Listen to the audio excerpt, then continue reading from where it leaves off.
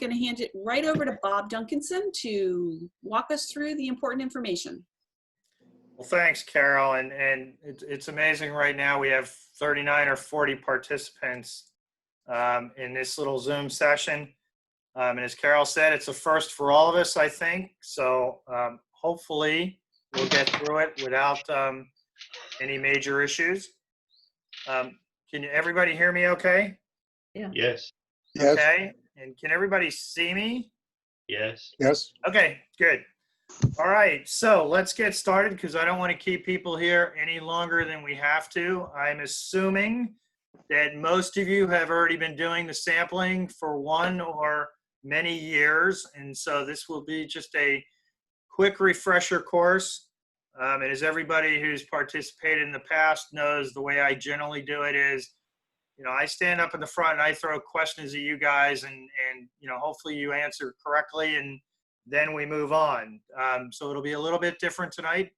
I may ask a little slightly fewer questions just to keep things going, because it does take longer when you have to mute and unmute yourself and whatnot. So getting right into it, and I'm going to share my screen here, hopefully, and get started with a couple of things.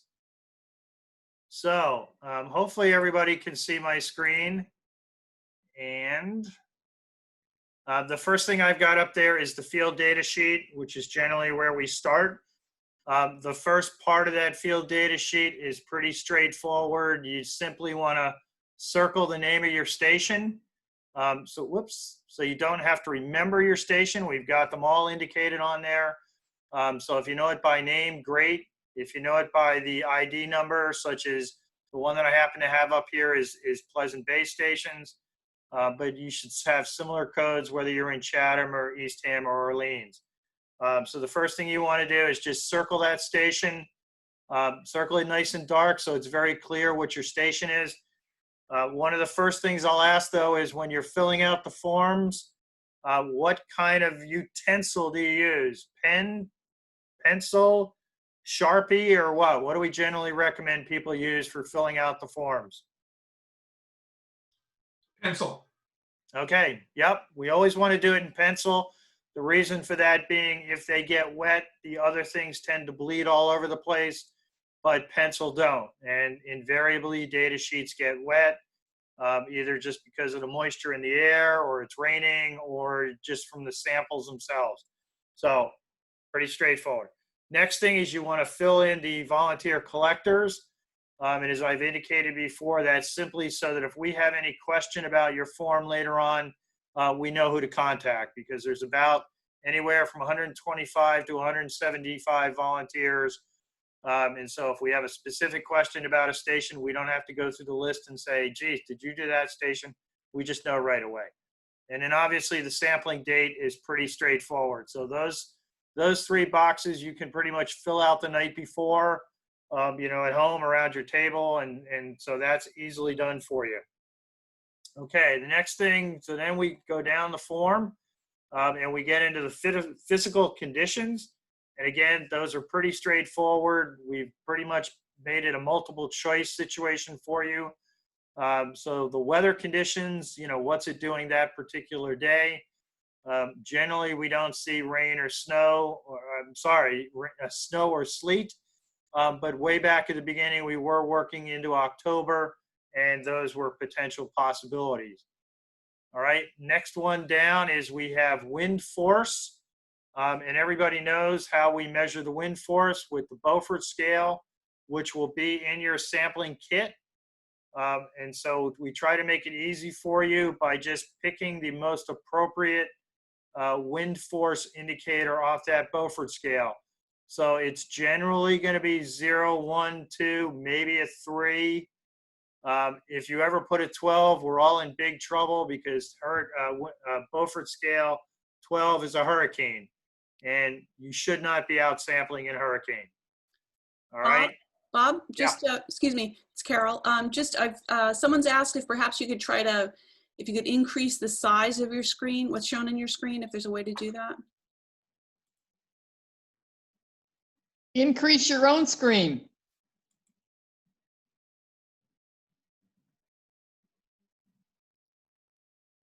Is that better? That looks better to me. Thank you. Yes. Okay. And I don't know where we got the blue little squigglies over on the side from. Those weren't from my cursor. I don't know where they appeared from, but they just did. Wind direction obviously is self-explanatory. Can anybody tell me why we use the Beaufort scale?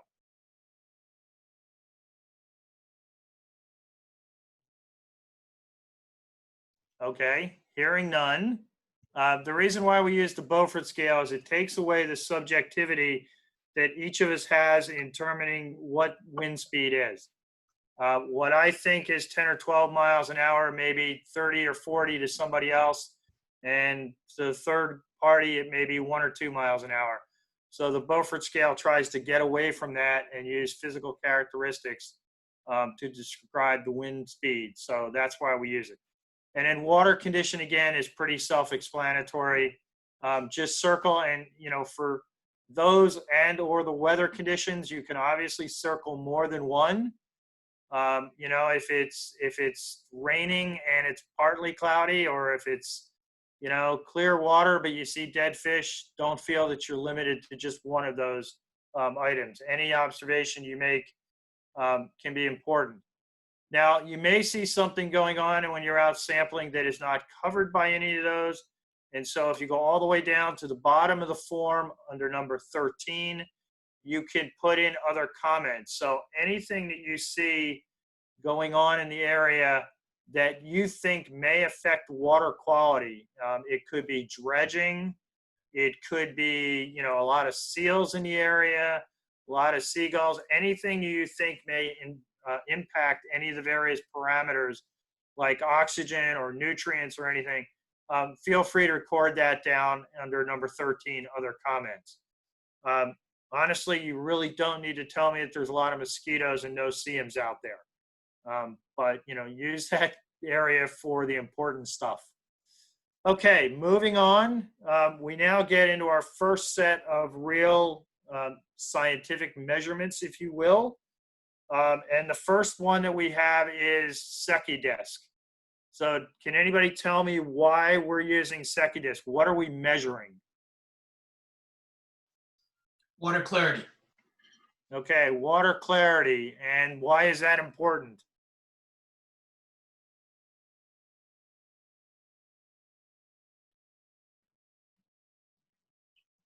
All right, not hearing any response. The reason why water clarity is so important is one of the key indicators that we're looking for when we're out measuring is, or one of the key, indicators, but also one of the key things we're trying to restore, as everyone is, I'm sure, aware, is eelgrass.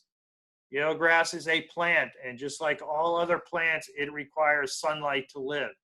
So if the water clarity is very poor and the sunlight can't penetrate down to where the eelgrass is, gradually the eelgrass will die off.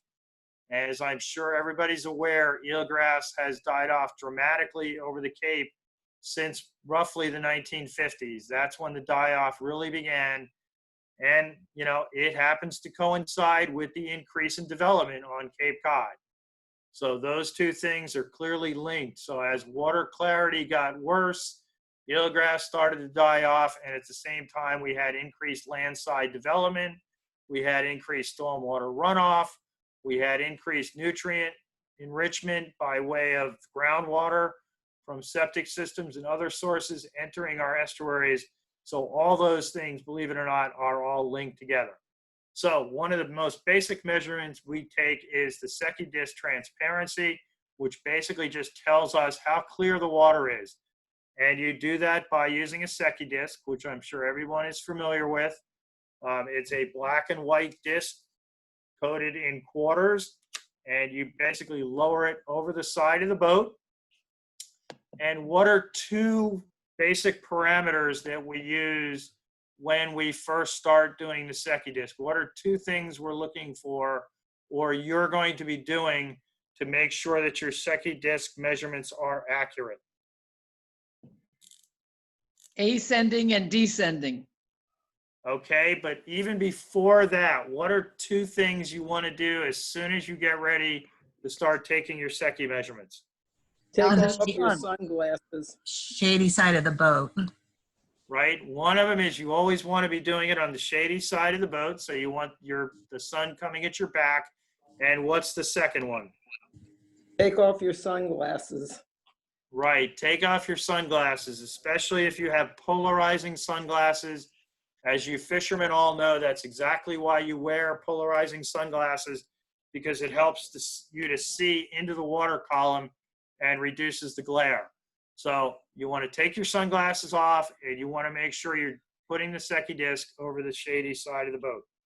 Then, as somebody alluded to earlier, you want to take two measurements. The first measurement is your descending or disappearing measurement. And basically all you want to do is just lower that Secchi disc over the side of the boat until you can no longer see it. And then you'll take your measurement right at the water surface. And we have the Secchi disc attached to tape measures. What are those measurements recorded in? Meters. Meters, right. Meters and centimeters. And so you'll see on the form, it's set up to be read. It's set up for meters.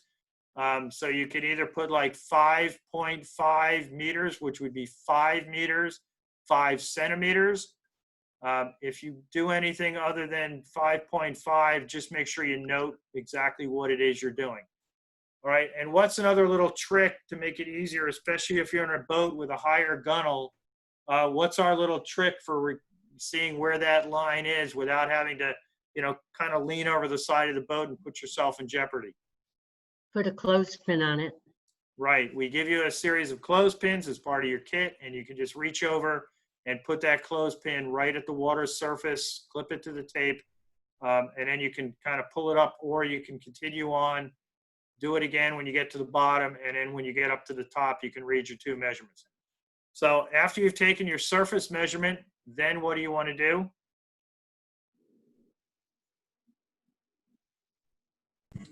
All right, not hearing anybody. What you want to do is just continue to lower that Secchi disc until you can no longer see it at all.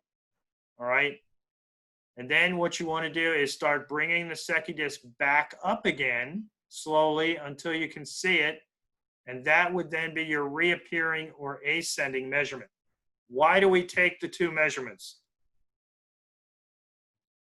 Doesn't your eye follow it better going down because you're focused on it? That is absolutely correct. Yes, your descending measurement will generally be at a deeper depth than when you bring it back up, because exactly like you said, on the way down, your eyes are already focused on it, where when you're bringing it back up, your eyes have to search for it. So generally that will be a shallower depth. So we take those two measurements, and then you'll see the next spot in your form is to average them together.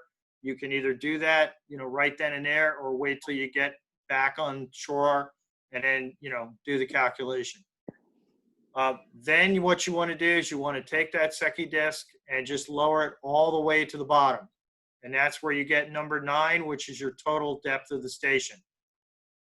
And off to the right-hand side, you'll also see there, hit bottom before disappeared. Again, that's critical, especially for those of you that are in the shallower stations. Generally, early in the season, the water clarity will be pretty good. And so you may be able to see the bottom, and you'll be able to see that Secchi disc all the way down on the bottom. In which case, you don't need to worry about disappearing and reappearing. Just take that and circle yes, so we know that, you can see it all the way down. All right, why do you take the total depth of the station?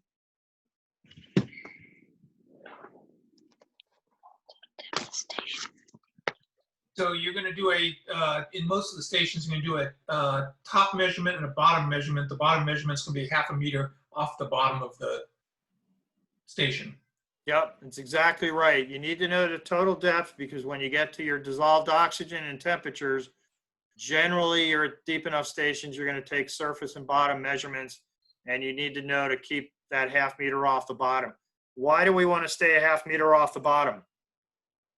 So you don't get your probe in the mud.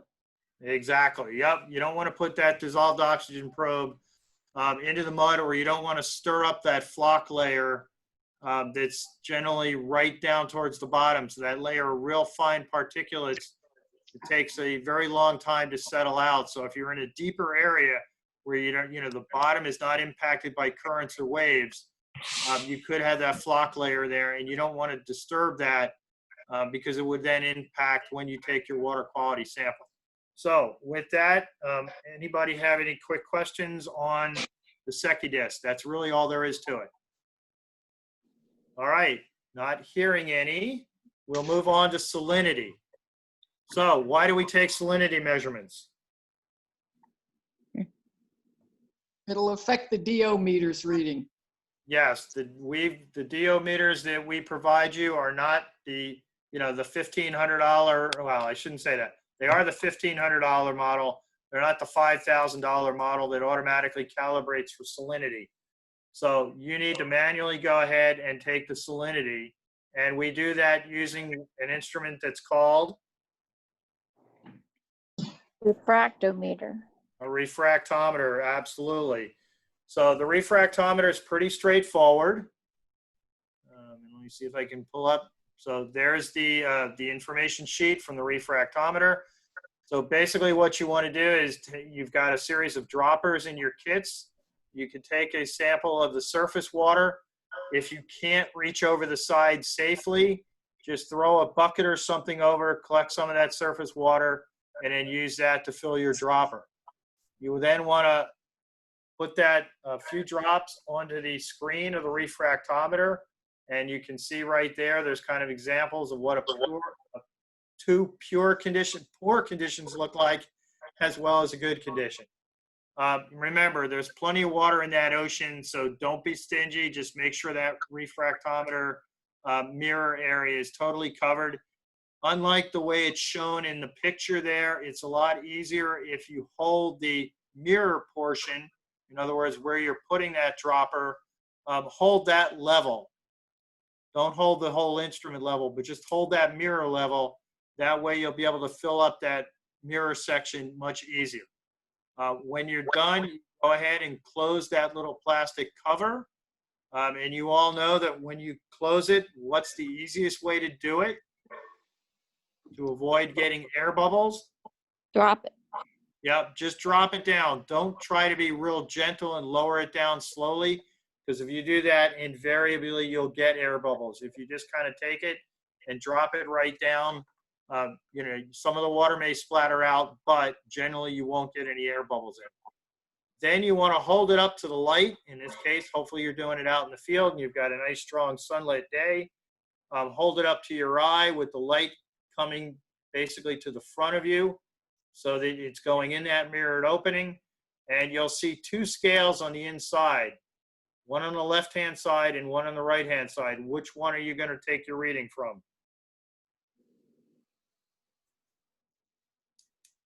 The right. Okay, you're absolutely correct. You'll take your reading from the right-hand side. The left-hand side is a different scale. So the right-hand side goes from 0 to 100. And where do you take your reading? How do you know what number you're going to be recording?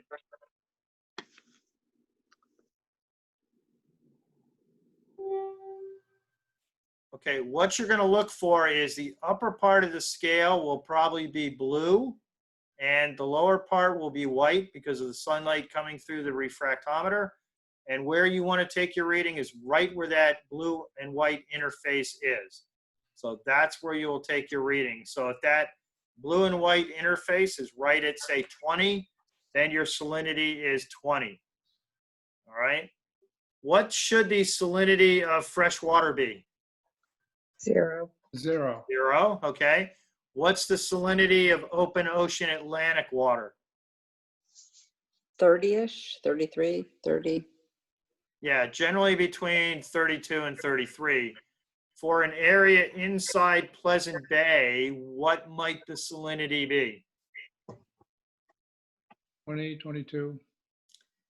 Right, it's going to vary depending on where you are. If you're out near Pleasant Bay near the inlets, it may be in the upper 20s to low 30s.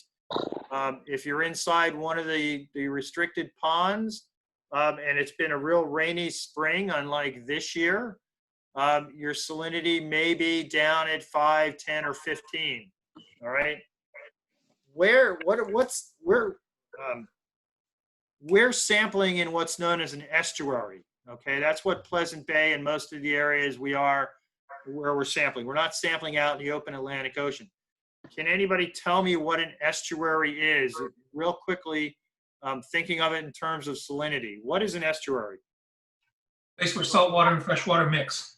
Absolutely. It's a place where saltwater and freshwater mix. So when you think about it, the closer you are to the land where you've got a lot of groundwater coming in, and you may have surface water coming in from streams or road runoff or something like that, those areas will generally have lower salinity than areas further out.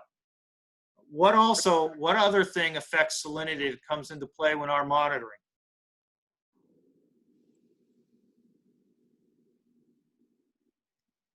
How about tide? When do we generally sample? We're generally sampling on an outgoing tide. All right, so what do you think that would do to the salinity versus an incoming tide?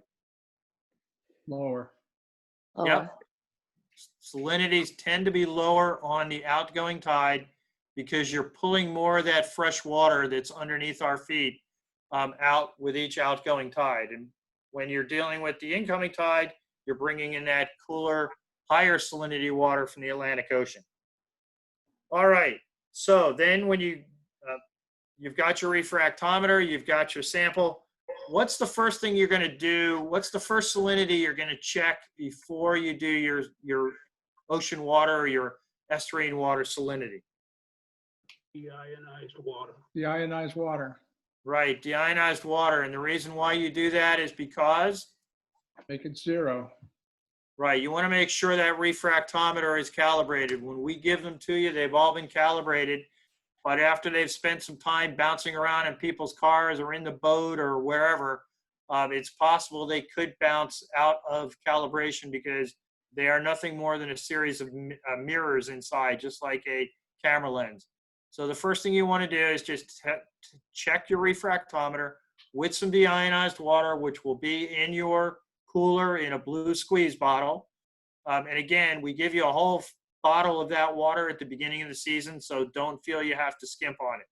So the first thing you want to do is check your deionized water, and you'll see that under number 10A on the field data sheet. And as we indicated, that should be 0. Next thing is you'll go ahead, you'll rinse off your refractometer well with the deionized water, rinse it off, wipe it off, dry it out with the Kim wipes that are in your kit, because if you leave any of that deionized water on there and now you put your surface water on there, you'll dilute the salinity. All right, so you want to make sure it's good and dry in between each measurement. Then you go ahead, you take your surface water salinity, let's just say it's 25, and then you would have your corrected water salinity value would also be 25.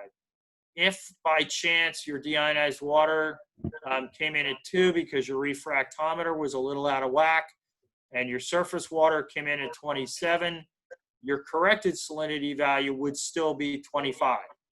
All right, because now you'd be doing 27 minus 2 to get that corrected salinity value.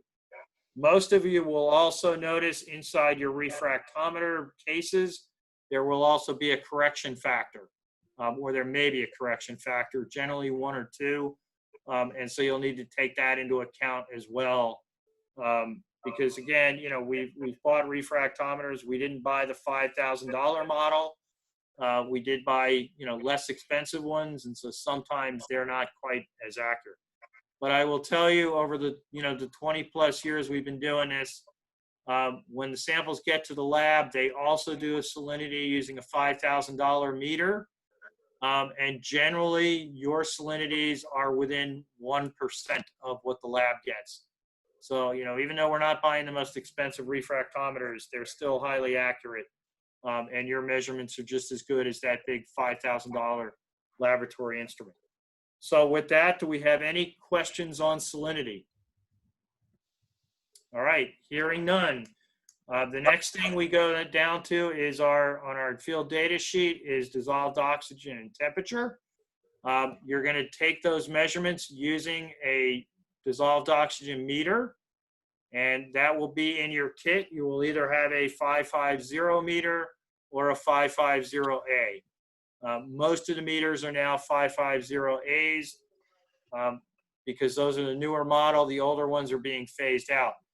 And just one thing we didn't cover, you also have in your kits, and I'm sure you're all familiar with this, but your cookbook, if you will, or your field sampling protocol, where everything is indicated for you stepwise.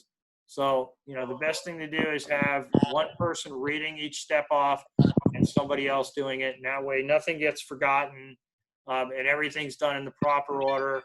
And you'll see in some cases we have little red notes to you, just things to be aware of and to keep in mind.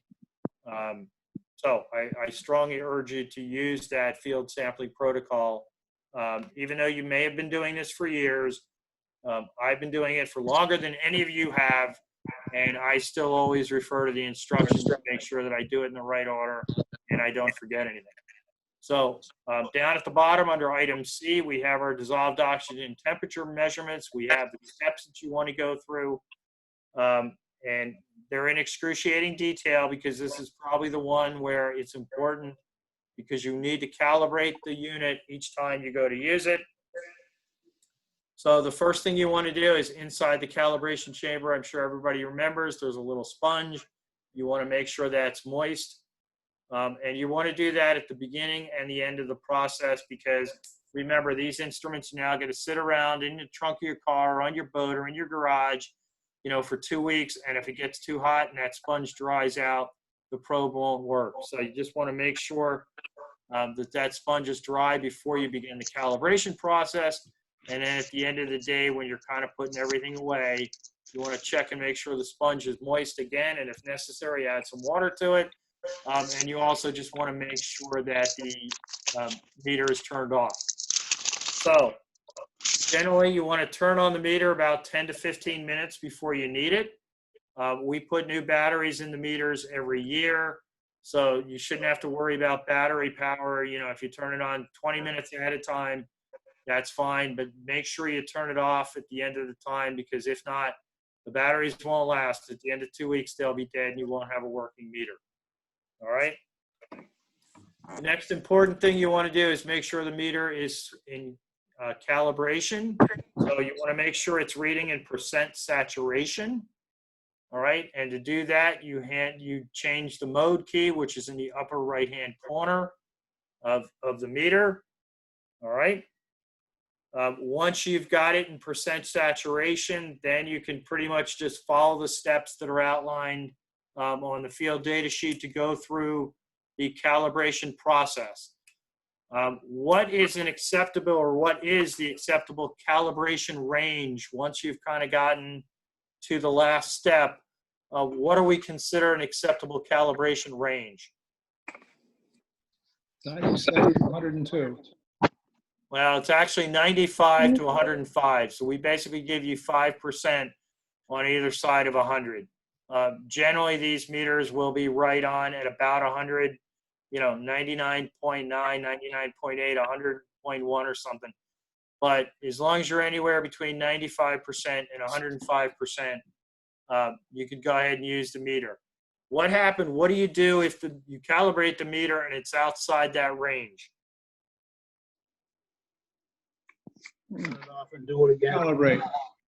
Right, you go back to step 3 and go through the steps again and try to do it one more time. If you try it a second time and it's still outside that range, then that usually indicates that there's something wrong with the meter that you're not going to be able to fix in the field. And so bring your meter, when you bring your water samples back in, just bring that meter back in and we'll check it out and find out what's wrong with it. And generally we'll have a loaner to give you if we can't fix it right then and there on the spot. All right. Okay, so then you go back to you're back with your field data sheet. You want to make sure you record that dissolved oxygen meter value. So that value that should be somewhere around 100, you want to absolutely make sure you record that. And you guys that have been through my training before know that that's something I harp on every year. because if you turn in your data sheet and that oxygen value is not on there and you can't remember what it is, we are going to discard all the measurements that you take for temperature and dissolved oxygen, because we don't know that that meter was properly calibrated before use. All right. So everybody got that? You know, I'm anal about that, but that's the one thing. And if you come in with it blank, you know, I will ask you if you remember what it was, and hopefully you do. If you don't, you know, and your other teammates, you can get in touch with them and give us a call. But if we don't have that dissolved oxygen meter calibration value, we're going to have to throw out all the following data just because we have no way of knowing the meter was properly calibrated. So in most cases, most of you are going to be doing surface and bottom measurements. There are a few stations where we only do one sample because it's relatively shallow, in which case you'll have your data sheet will be set up and it will indicate you only take a mid-depth sample. All right, we've tried to make this as easy as possible and you know, make the data sheets somewhat generic, but also somewhat specialized if you only have a shallow station. So once your dissolved oxygen meter has been calibrated, you want to take it, you want to lower it over to the side to the half-meter mark. How do you know you're at a half-meter? First mark on the cord. Right, we've marked the cords in yellow and red. White marks, or sorry, white and red marks. White marks are half-meter marks and red marks are at the meters. All right, so you'll lower the dissolved oxygen probe down till the first white mark is right at the water surface, and then you'll wait for the meter to stabilize. And what do I mean when I say stabilize? Will it ever stay absolutely still? No. No. You're out in Mother Nature. The currents are moving, the tide's moving, the boat's swinging in the wind. So the meter is constantly seeing new water. And so it will never become 100% stable. What you're looking for is the meter's not continually going up. The meter's not continually, I shouldn't say the meter. The readings aren't continually going up. The readings aren't continually going down, but they're kind of fluctuating around a central point. And then you just need to use your best judgment as to what that central point is. All right. So the first thing you want to record on your field data sheet is the time that you took the sample, all right, so that we know that you sampled within the time range. These forms, being older, tend to have 6 to 9 a.m., but you'll know from the calendar of dates that was sent out. In some cases, it may be 6 to 8, it may be 7 to 9, and that's trying to coordinate the fact that we are sampling in multiple different water bodies. All on the same day. We have teams sampling in Putnam Sound.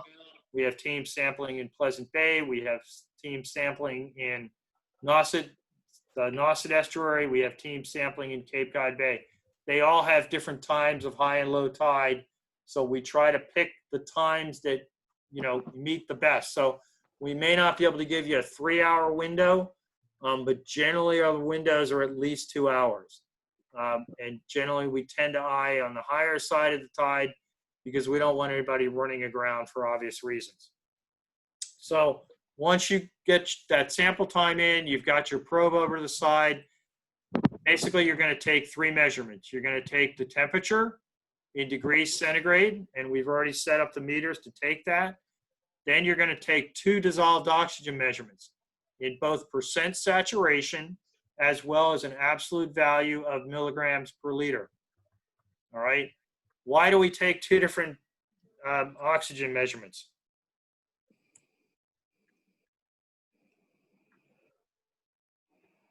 Okay, not hearing any response. Generally, we take 2 different measurements because oxygen can vary both by temperature and salinity. So we'll know what the percent saturation is, which is on a scale of 0 to 100, but we'll also know what the absolute value is, which is the milligrams per liter. All right, because the state has certain water quality standards that are designated based on absolute values, such as a Class A water or a Class SA water in this case of high quality would have a dissolved oxygen value of no lower than 6 milligrams per liter. So that way we can look at the water quality and we can see just where we are in that scale. And I think if I go back, I should have some dissolved oxygen graphs here for some locations. And you can see we've highlighted that class SA water at the 6 milligram per liter line. So you can see our control station in Nantucket Sound pretty well is always above both surface and bottom, is above that. But an area like Muddy Creek, a lot of measurements tend to be below that line. And so, Muddy Creek would not necessarily be designated as class SA waters. All right. And then we also have the oxygen saturation value on the lower graphs, just indicating that, even in a clear area like Nantucket Sound, where water quality is pretty good, back at this time period, we did have measurements that were below 100. And that's based on temperature and salinity. It doesn't indicate necessarily that the water is polluted, but just based on those parameters, things may change. So you're going to go ahead and take those measurements at the surface. When you've finished at the surface, you're then going to let the probe drop down to a point where it is what? Half a meter above the base. Right, a half meter above the bottom, which you should know from your depth measurements in section 8 and 9. Make sure you indicate on the data sheet.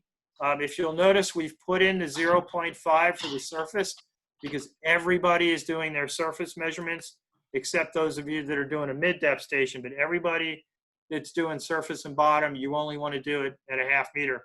But your bottom measurements are going to change depending on the depth at your station. So make sure you fill that value in. If you forget it, we can always figure it out based on the total depth up under the depth measurements, but it's a lot neater and cleaner if you just go ahead and record that. Then you're going to record the sample time again, or the time you take those measurements, and then you're just going to go ahead and fill in the same three: temperature, dissolved oxygen in percent, and dissolved oxygen in milligrams per liter. It doesn't make any difference when you're doing the dissolved oxygen whether you record one or the other first. So if you took your last recording in milligrams per liter at the surface, you can simply take your first recording at the bottom in milligrams per liter. You don't have to do them in the same order. All right. So does anybody have any questions regarding that? Once you're finished, pull it back up, rinse that probe off really well with the deionized water. Make sure you put it back in the storage area, make sure the sponge is wet, and make sure the instrument's turned off. So anybody have any questions on the dissolved oxygen or temperature measurements or the meter operation? Could you comment on, I think in the past we've been told to wiggle the meter a little bit to get some circulation around the meter? Yes. Yep. The probe, sorry. The way the meter probes work is they actually use up the oxygen across a permeable plastic membrane. So if you were to take your probe and stick in a glass of water on your kitchen table, and if somebody wants to do this, feel free. It's a great little thing to do with young people as well. But if you take that probe and you stick in a glass of water and you just leave it there, you can actually watch the dissolved oxygen head towards zero, because the surface area of the glass isn't sufficient to diffuse new oxygen all the way down to the bottom of the glass. And obviously, if you use a tall, narrow glass, it will happen much more quickly than a wide, less deep glass. So when you're out in the field, if you were on a perfectly calm day in an area with no tide, no current, no wind blowing you around, and you just took that probe and stuck it over the side, you could get to a point where you could see the dissolved oxygen going down. So by just jigging that probe a little bit, you're constantly bringing new water in front of the probe with new oxygen. All right. In most cases, because of where you're sampling, because of tide or current or wind, you don't necessarily need to do that. But in some of the smaller sub-embayments where, it may be that perfectly calm, still morning before the the sun's just coming up and the currents haven't really started and the wind hasn't come up yet, you may want to jig that probe just a little bit. And I don't mean to, you don't need to move it like 10 and 12 inches, just a little bit, just a short, hold your hand and just kind of move your wrist a little bit just to keep new oxygen coming in front of the probe. Thank you. All right. Any other questions? Okay, so you've basically finished all the field measurements. Everything on your field data sheet you've finished, but you're not done yet. The next thing you want to do is collect samples for water quality analysis. And to do that, you're going to use what we all love, which most of you are going to use, is the Niskin sampler. All right. I've shown the diagram. You've got this in your volunteer handbook, and most of you are familiar with it. So the first thing you want to do is close the air vent, which is generally, and I don't know if you guys can see my cursor when I move it around, but generally the air vent is up at the top of the unit. It's a screw type unit, and all you want to do is just finger tighten that down. You don't need to take a pair of pliers to it and tighten it down that much because you'll probably break it. Just finger tighten that air vent. You then want to move to the bottom of the unit where you'll see the plug, which generally has a piece of rubber tubing sticking out of it. You want to pull that plug all the way out and just rotate it a little bit so that the pin that's on the unit does not line up with the hole on the plug itself. All right? Because by doing that, if you accidentally hit that, or it's accidentally hit when you're bringing it back up on the boat, you won't lose your water sample. All right, you have to manually turn that so it lines up with the pin and push it in, and then your water will start to flow. All right, so you do those. Those are your first two steps. The next thing you want to do is you want to take the ball, the nylon cord from the top of the unit, which has the little white ball on it. Take that and insert it. Push down on the piston, the white line at the top. And you'll see the pin coming down invisible. Take the loop under the white ball and just stick that over the pin, and then let the piston come back up so it holds it in place. All right. The second step is to pull the bottom out, and it'll be harder to pull now because you've already got some tension on the top of the unit, right? Because you've got the top hooked. Pull the bottom out, and that will have the brass clip around it.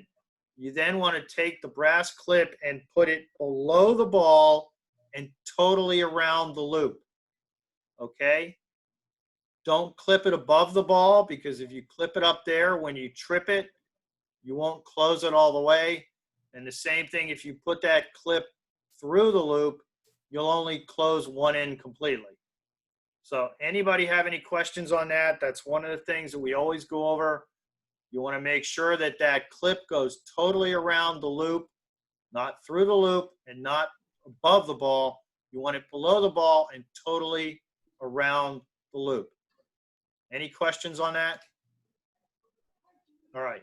I know you guys have all done it before, but that's always one we get questions about. Now, one of the things you want to do when you're loading this Niskin sampler, I strongly urge you to do it sitting down with it across your knees. It's much harder to do if you're standing up. It's just easier if you have it over your knees. That way you've got really two hands to work with. You're not trying to hold her with one hand while you try to set it up. Once you've got it set up as shown in the diagram, the next place it should be going is over the side of the boat.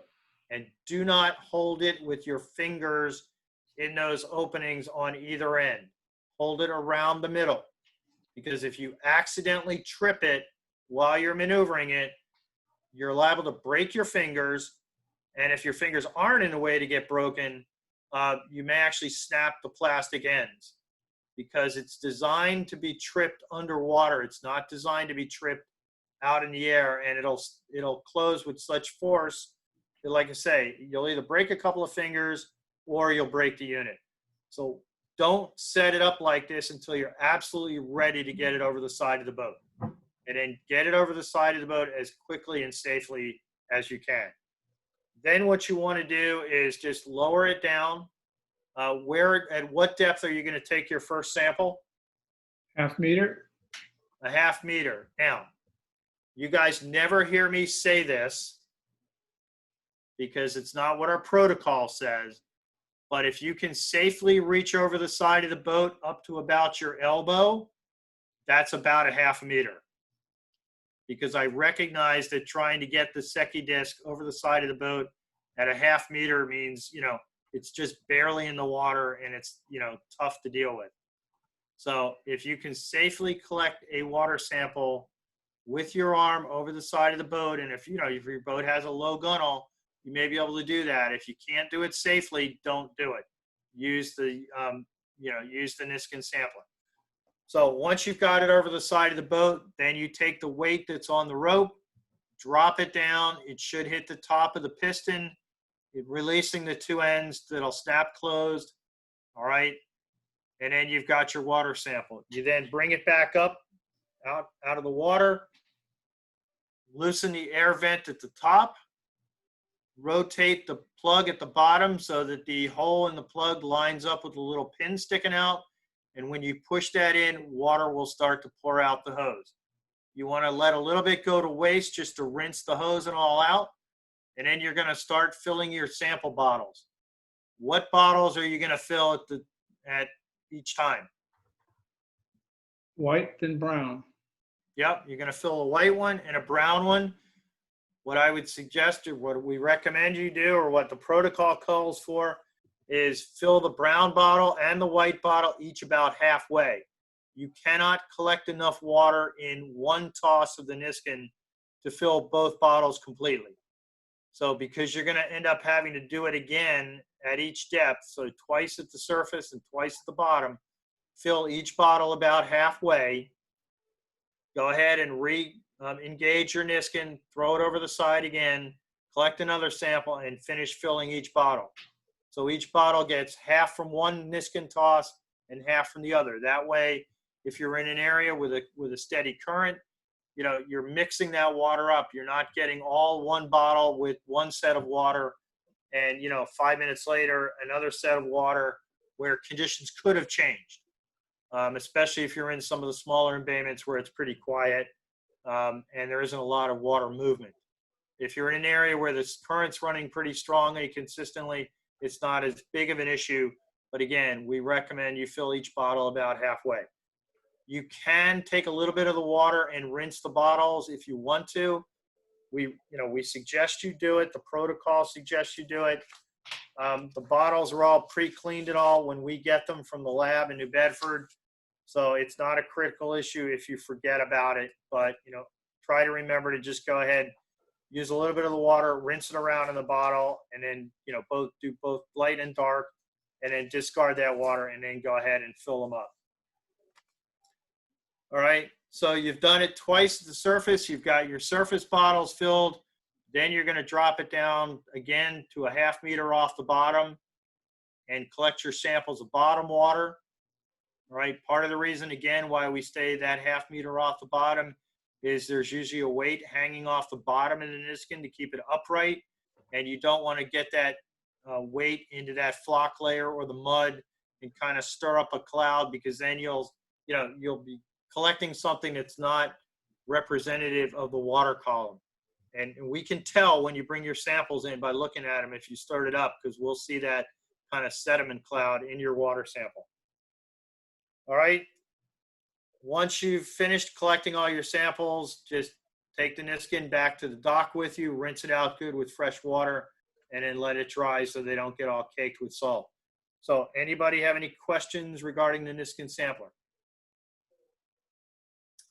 Okay, hearing none. So the last thing you're going to do, you can be back at the dock to do this part. You don't have to do this part on the boat.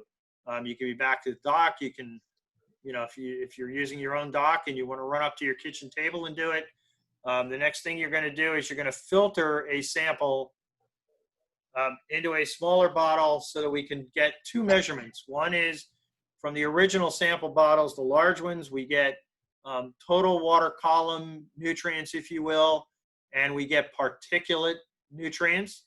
And then from this smaller bottle, we will get dissolved nutrients because we'll filter out all the particulates. So what you want to do is take your sample. You can keep the dark bottles, the brown bottles can just stay in your cooler because you want to do these samples from the light bottle. All right. So you'll take your horse syringe that's part of your kit, the large syringe. You'll have your filter setups, and as we've talked about every time, I strongly encourage everyone to to set your filters up when you're at home because it's a lot easier because those filters are so light. If you try to do it out on the boat in the wind, they will be blowing all over the place. So we give you a small container of filters and spacers. And how do you tell the difference between a spacer and a filter? Blue. Right, the spacers are blue, the filters are white. So if you pull something out with your syringe, with your filter forceps, and you stick it in there and it's a blue color, no matter how hard you push in that syringe, you're not going to get any water through it. All right. Make sure that when you take it out, remember there's blue spacers on both the top and bottom of the filter. So when you take it out, make sure there isn't a filter spacer on the bottom that you didn't see. So just double check both sides before you go ahead and you put your filter into the support and then tighten it down. How do we know when you've got the filter cap properly seated on the base? Doesn't leak. What's my admonition to you guys? How do I describe it?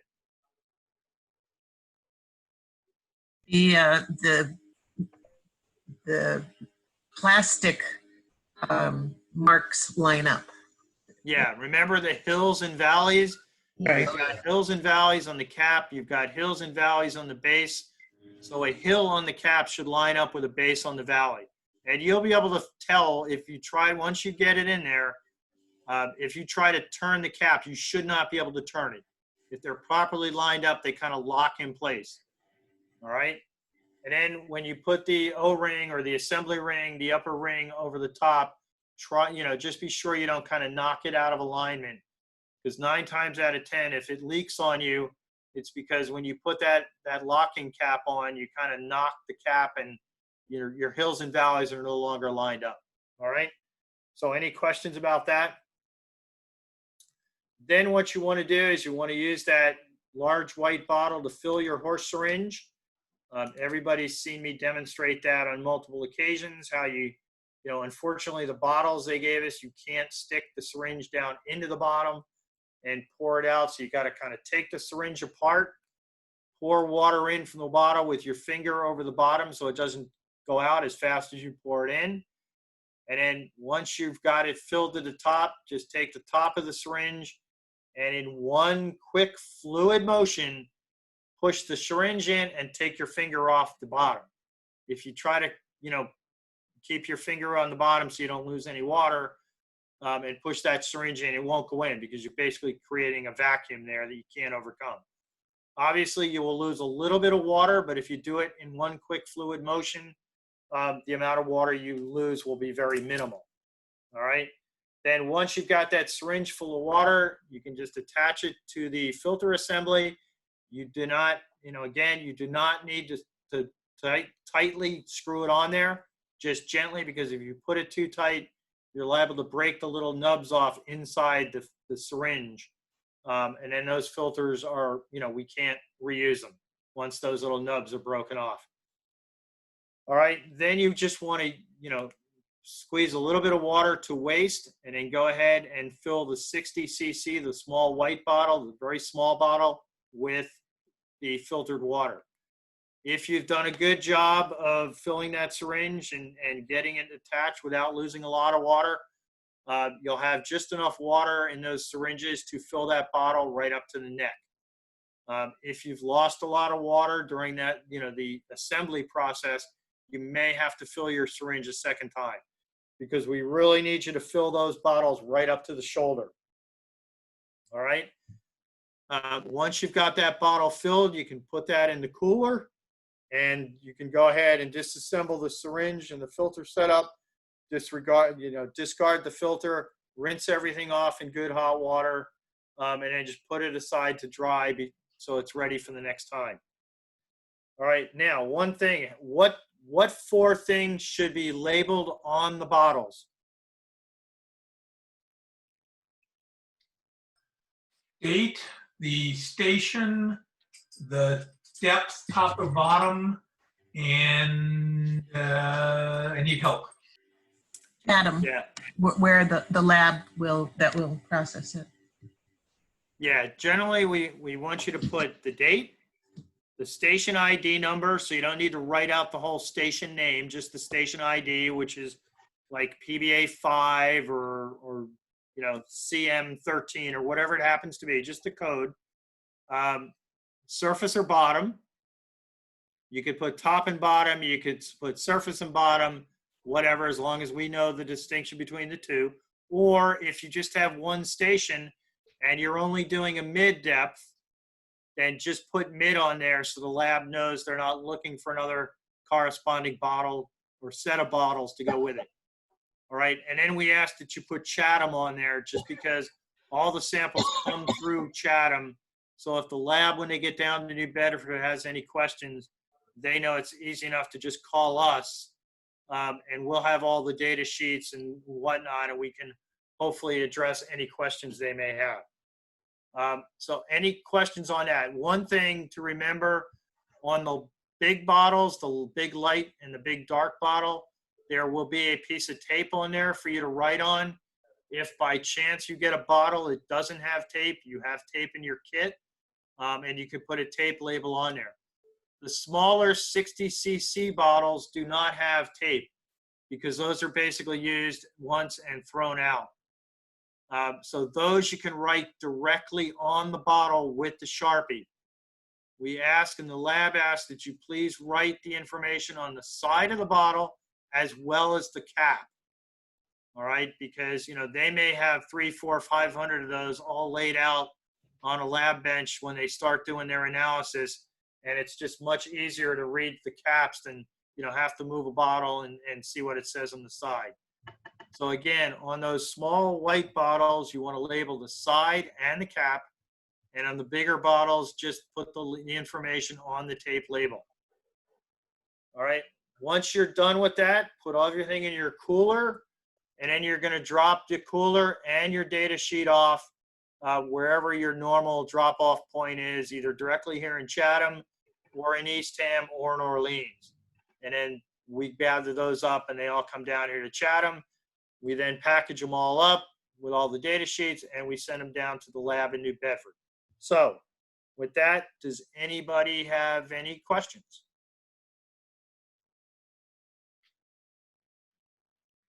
When will kits be available? I'm hoping to have the kits available by next Friday. Right now, the only thing we have left to do is the DO meters, and that's just batteries and new membranes over the probes and stuff. So hopefully by next Saturday, by the end of next week, which would be Thursday because Friday is a holiday, we'll try to have everything ready. Thank you. And I will get in touch with the volunteer coordinators once the kits are ready, once everything's ready to go. All right. So with that, if there are no more questions.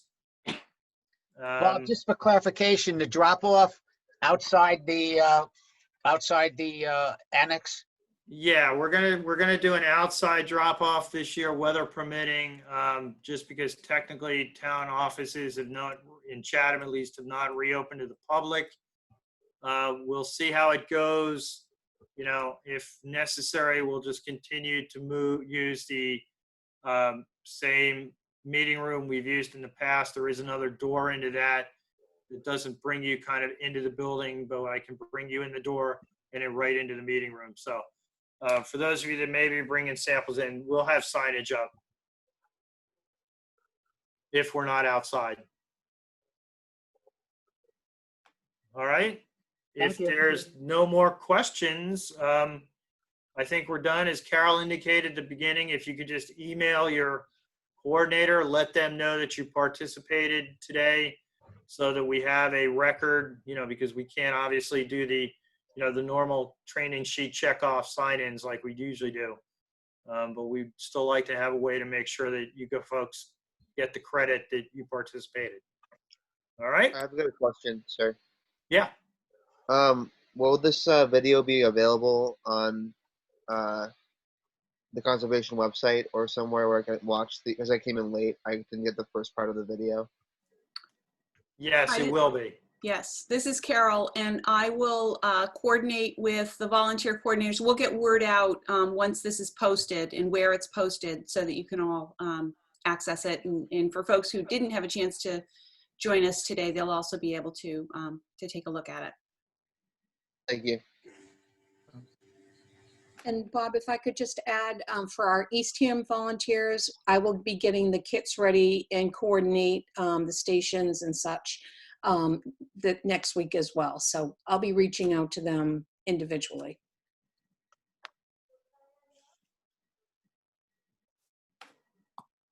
All right. With that, if there's no other questions or comments, I thank everybody for attending. And, I think for our first time, it went pretty well. Thank you very much, Bob. Thank you, Bob. Great job.